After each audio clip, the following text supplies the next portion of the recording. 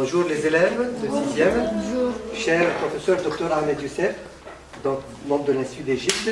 Nous sommes très ravis aujourd'hui au lycée français du Caire, au nom donc de l'établissement et du pôle culturel, de vous recevoir au CDI. Nous allons faire un petit résumé sur le livre que vous avez fait sur la ville de Rosette et tout ça par ma camarade Donna. Et j'avais juste envie de vous dire que grâce à votre livre, on a pu découvrir de nombreuses choses qu'on ne connaissait pas sur la pierre de Rosette et la ville, Bouchard, nous et tout ça. Alors, bonjour, je m'appelle Vanessa Groppi. Donc, on a deux grandes questions. La première est, pourquoi Bouchard? Quand on dit la pierre de Rosette, on pense tout de suite à qui? Champollion. Et donc, j'ai fait des recherches pour trouver la personne qui a trouvé la pierre. Et c'était un grand Français qui s'appelait Pierre-Xavier François Bouchard. Moi, je préfère parler des gens qui ne sont pas connus. C'était donc une belle histoire que je raconte dans ce livre. Dans quelle année il est né, où il est né, en France, qui faisait partie de la campagne de Bonaparte en Égypte, et dans quelles circonstances il a trouvé la fameuse pierre de Rosette. Bonaparte était venu avec son armée, bien évidemment, avec ses canons, bien évidemment, mais aussi, chose rare, il est venu avec des savants, avec des médecins, avec des archéologues, avec des chimistes, pour aider l'Égypte à se développer. Et il a créé l'Institut d'Égypte pour ça. Le résultat des travaux de ces savants était un livre que vous connaissez peut-être et qui s'appelle La description de l'Égypte.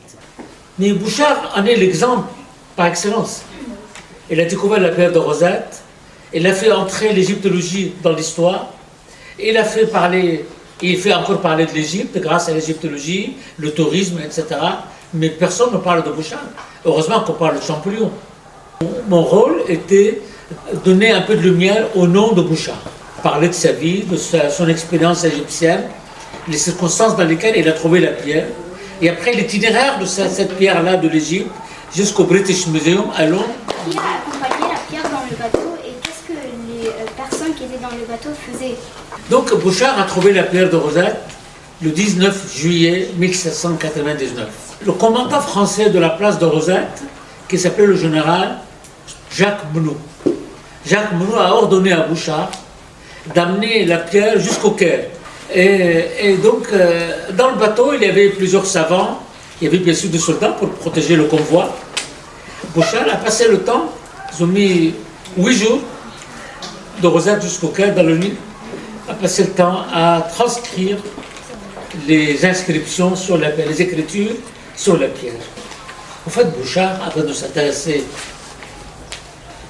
à l'art de fortification des citadelles et des forts militaires, il s'intéressait beaucoup aux oiseaux et aux ballons.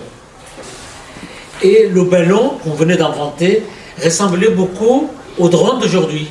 Ça veut dire que ça fascinait les gens que l'homme peut lancer dans les airs un ballon dirigeable. Bouchard s'intéressait beaucoup à ce phénomène.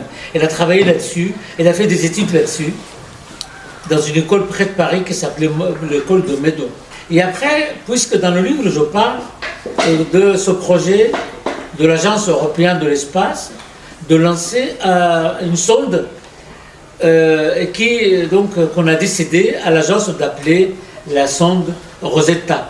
Ça veut dire Rosette, la ville de Rosette, en hommage et à la pierre de Rosette et à la science du déchiffrement des hiéroglyphes. C'est très intéressant qu'une science aussi moderne, aussi sophistiquée, s'intéresse à une page de l'histoire et donne son nom à une de ses sondes les plus modernes. Hanna el-Sheftechi, c'est un grand prêtre copte qui travaillait en France, en Égypte déjà comme traducteur dans l'armée de Bonaparte. Et après, le hasard a voulu qu'elle rencontre Champollion et devient amie avec Champollion. Et il apprend le copte à Champollion. Et Champollion, il fait un dictionnaire de la langue copte. Ça veut dire le mot copte et la traduction en français. Et c'est grâce à cette langue copte, ça on le sait aujourd'hui, que Champollion a pu déchiffrer la langue des Égyptiens.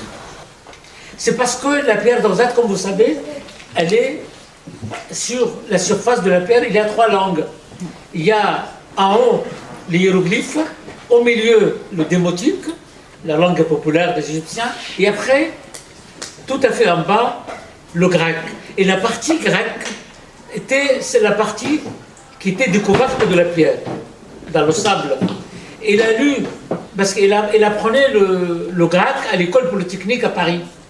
Et c'est grâce à cette connaissance du grec qu'il a pu lire le grec sur la pierre de Rosette. Il a compris qu'il s'agit ici pas d'une pierre banale, grossière, mais d'une œuvre scientifique prometteuse de beaucoup de choses pour l'avenir de l'histoire de l'Égypte. Et c'est grâce à cette connaissance du grec qu'elle a pu donc sauver cette pierre. Voilà. Je voulais dire aux élèves que ce grand monsieur qui est devant vous, vous a aussi apporté quelque chose, moi qui m'a pas échappé les quelques minutes que j'ai passées avec vous, c'est que avec du travail, avec du savoir, on fait de belles choses. Oui.